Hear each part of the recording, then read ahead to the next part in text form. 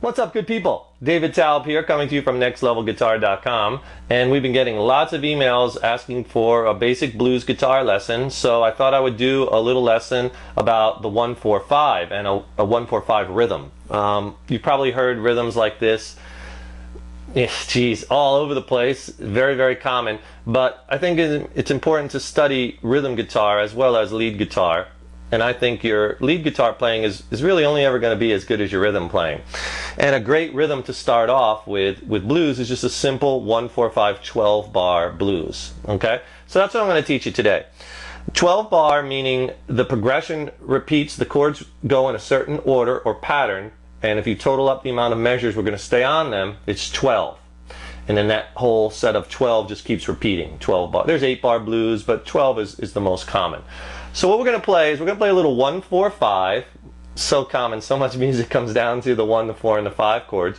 In the key of A, in the key of A, your A is your 1 chord, your D is the 4 chord, and the E is the 5 chord. 1, 4, 5. And what we're going to play is I'm going to play with a little pinky embellishment, and you're going to get this kind of sound.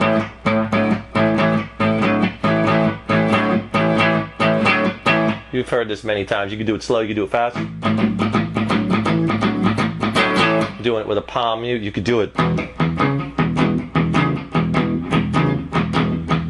Did it in the key of E. I mean, it's just very, very common. And then, so I'm going to explain to you the actual number of times on each chord, and I'm going to show you up close what I'm doing.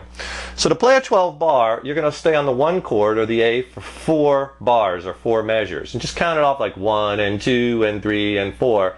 8th note, that's 1 measure, 2 and 2 and 3 and 4. 2 measures, 3 measures, 4 measures. Then after you're on the 1 chord for 4 measures, you go to the 4 chord for 2 measures. So we'll go to the D chord for 2 measures. 1 and 2 and 3 and 4 and 2 and 2 and 3 and 4. Then back to the 1 chord for 2 measures. 1 and 2 and 3 and 4 and 2 and 2 and 3 and 4. Then you got to go up to the 5 chord for 1 measure, 2 and 3 and 4, and to the 4 chord for 1 measure, 1 and 2 and 3 and 4, and then back to the 1 chord for 1 measure, 1 and 2 and 3 and 4, and then we'll do what's called a turnaround. Well, we'll turn back around to the 1. Maybe we'll do something like this. Probably heard that a lot, where I just go from the 4 chord, then I go to the, play a half step up, or the blue note in that key, to the 5 chord, and you get that little turnaround. We could also stay on the 5 chord, because that 5 resolves so nicely to that 1. So if you add up all those amount of measures that were on each of those chords, it's 12, and that's where the 12 bar comes from.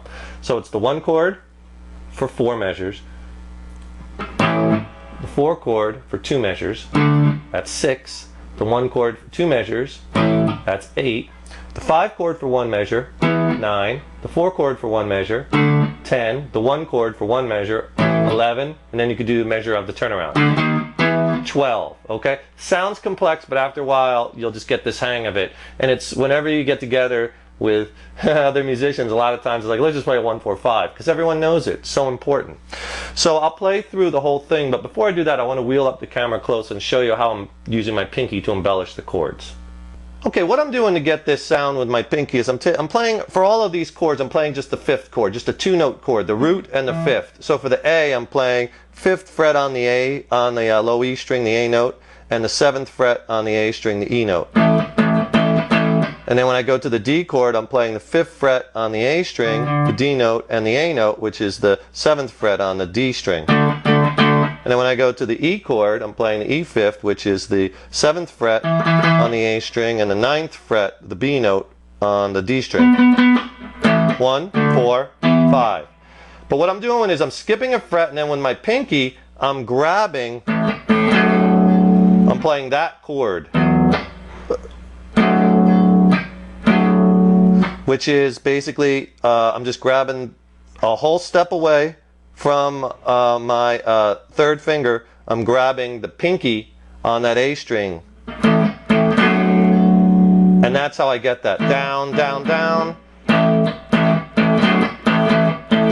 So I'm hitting it once and then letting it up. Bop, bop, bop, bop, bop, bop, bop, bop, bop, bop.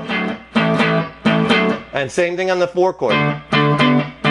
Except the pinky now drops down to the D string. See, that's all that is. Same thing when I go up to the E chord.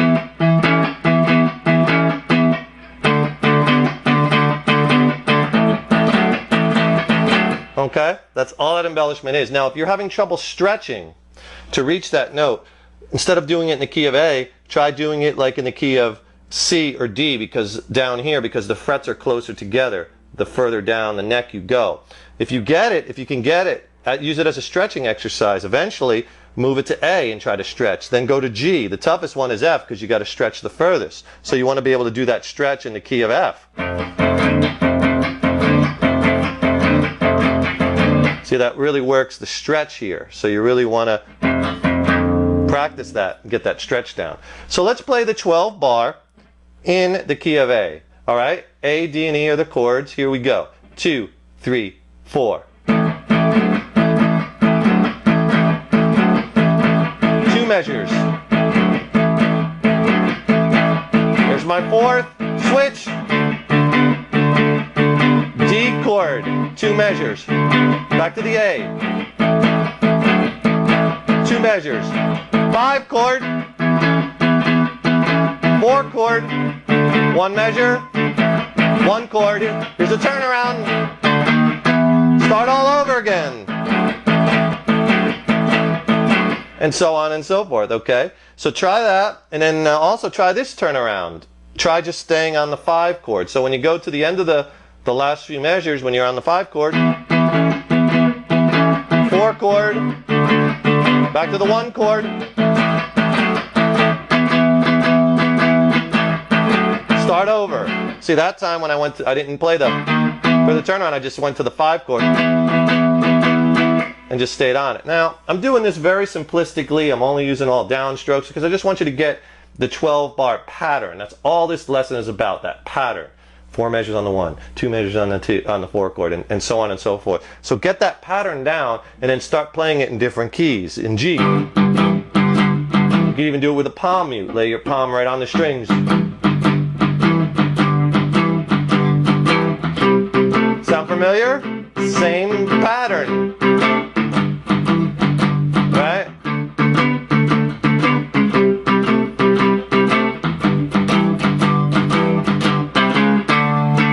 Try it when you get good at it quicker.